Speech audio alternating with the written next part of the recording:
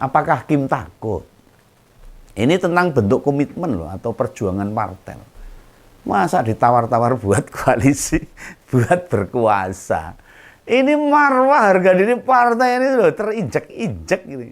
Duit tak yang dipikir di sini. It's okay kalau seperti itu. Kita akan lihat apakah partai-partai di luar pendukung Prabowo akan masih menjaga martabatnya atau merecehkan harga diri mereka demi jabatan, uang, dan tawaran-tawaran yang menggiurkan.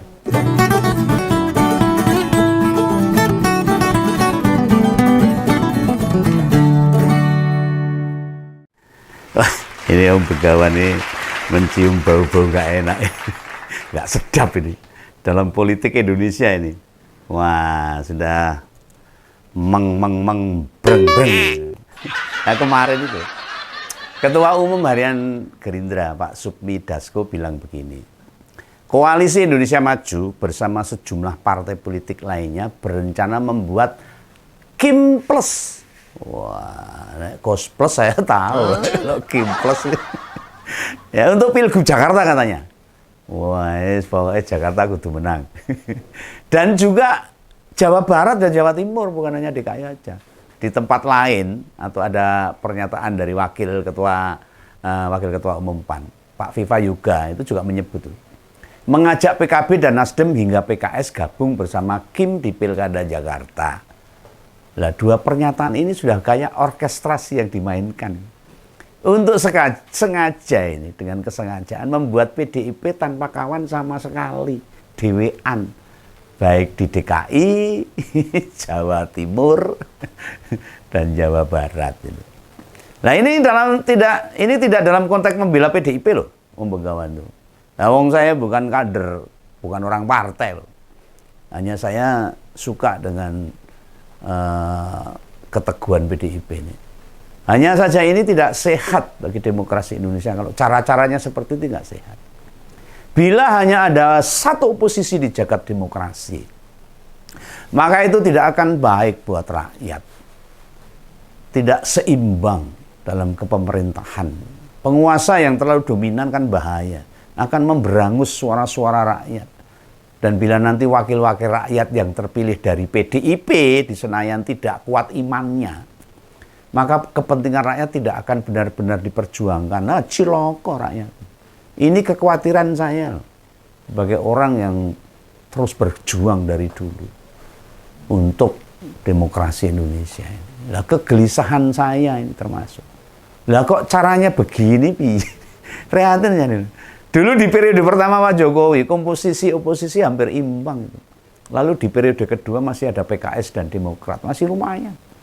Lah, menjelang Pilpres, Demokrat merapat. Namun PDIP yang mesti secara resmi ada di pemerintahan sudah mengambil jarak dengan apa kebijakan yang diambil oleh negara ini.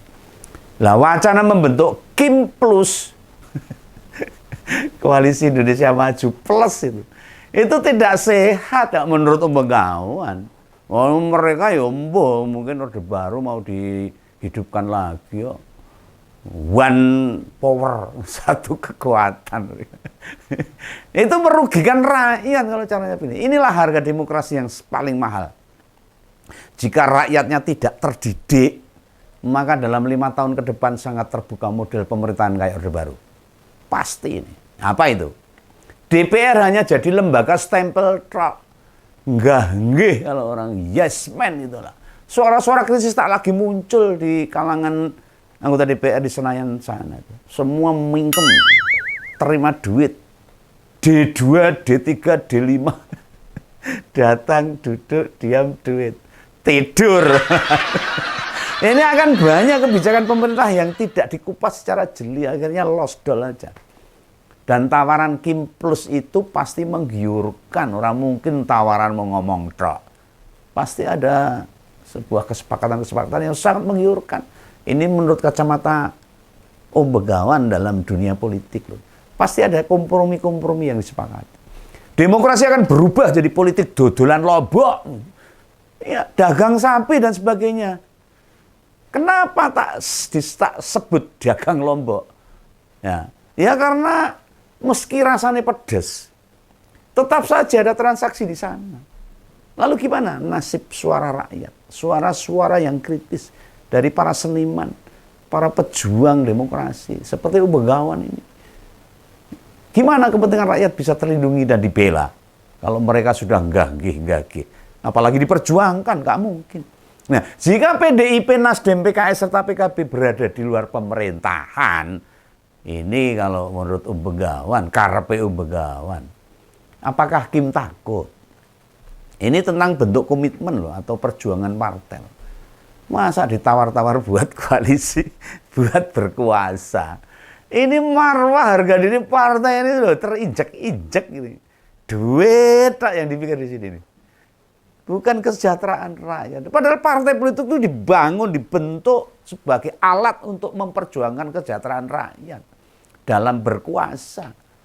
Ingat loh, ajakan partai pemenang pemilu itu untuk bergabung di pilkada itu menjebak. Hati-hati, ingat di pilkada hanya ada 2 partai yang diuntungkan secara langsung. Mengapa tak bilang begitu? Karena partai itu bisa menempatkan kadernya sebagai calon kepala daerah dan calon wakil kepala daerah. Memangnya setelah pilkada, partai bisa menyodorkan kadernya untuk jadi kepala dinas. Meskipun ya menempatkan kepala daerah itu partai. Atau jadi kepala badan gitulah. Memang ada gubernur, wali kota, dan bupati bisa menempatkan seorang jadi komisaris. Kan tidak bisa. Oh ada nih, ada nih. Tapi tempatnya terbatas. Misalnya komisaris PDAM atau bank daerah itu BUMD aja tuh. Beda dengan koalisi di Pilpres. Partai pengusung bisa menempatkan kadernya jadi menteri. Jumlahnya bisa banyak karena hak prerogatif presiden. Nah, pada soal Kim Plus ini, Om Bengawan pengen mengajak nih teman-teman kader dan simpatisan, baik dari PKS, Nasdem, dan PKB. Apakah akan membiarkan tuh para petinggi ketiga partai pasrah? Partai yang sudah hebat ini pasrah. Yang penting entuk itu. Ciloko ini. Menyerah dengan rayuan itu aja. Ya memang jika kalah, jika tidak menang atau berada di oposisi, apakah itu juga hal yang nista? Enggak. Oposisi itu bagian yang terpenting dalam kepemerintahan yang berdasarkan demokrasi. Apalagi demokrasi Pancasila. Ingat loh, dari 4 partai yang berada di luar pendukung Kim, rata-rata pemilih di pemilu suaranya naik semuanya. Hanya PDIP yang perolehannya suara turun karena memang sengaja dihabisin sama beliaunya. Ini saya nggak nuduh loh, ketok motok, kasat. Artinya apa? Kader simpatisan dan pemilih kalian sudah mempercayai, membenarkan di mana harusnya berada. Masa kemudian bergabung? Nah, itu namanya mengkhianati pemilihnya. Ikut mendukung koalisi di mana dulu adalah lawan politiknya. Wah, apa? Orang patut, harga dirinya lemah, pasrah. Lah mau nek kayak gitu pas pemilu dan pilpres nggak usah berseberangan, jadi satu aja sekalian kan enak, nggak jadi masalah tuh. Lah para pemilih itu percaya kalian itu bisa memperjuangkan, bisa melawan, bisa bertarung demi membela hak-hak rakyat, membela hak-hak pemilih kalian, konstituen sekalian. Lah kondisi-kondisi begini yang membuat kita semua memang benar-benar mau dikalahkan. Rakyat mau diinjek-injek lagi, mau dibungkem. Rakyat hanya jadi objek saja untuk mencari suara toh, memberi mereka posisi.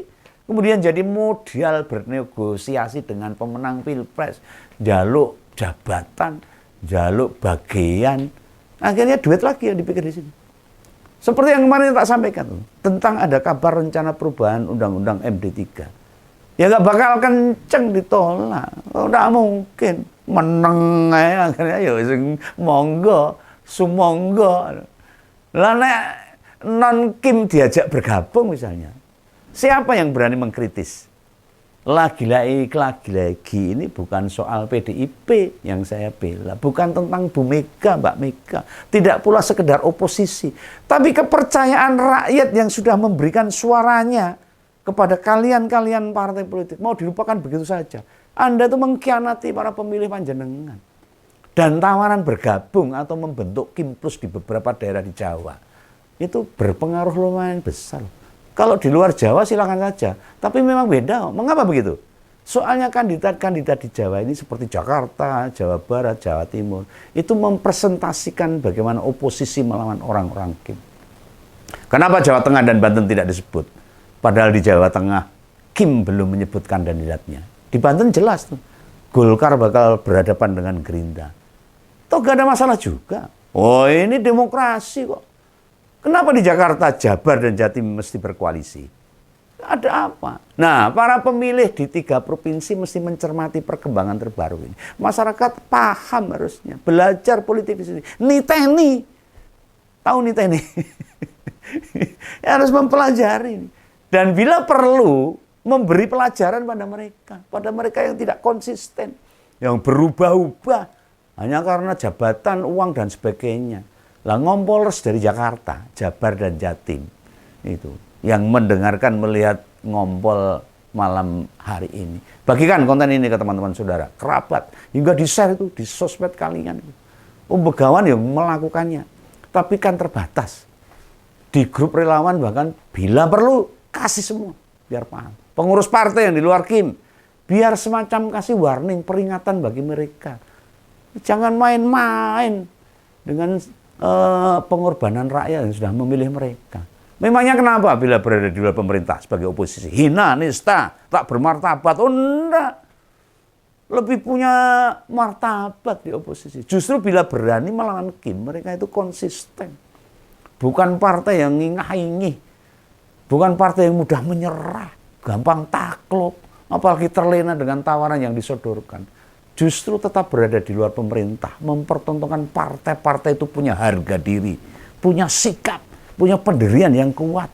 It's okay kalau seperti itu. Kita akan lihat, apakah partai-partai di luar pendukung Prabowo akan masih menjaga martabatnya, atau merecehkan harga diri mereka demi jabatan, uang, dan tawaran-tawaran yang menggiurkan. Kita tunggu aja.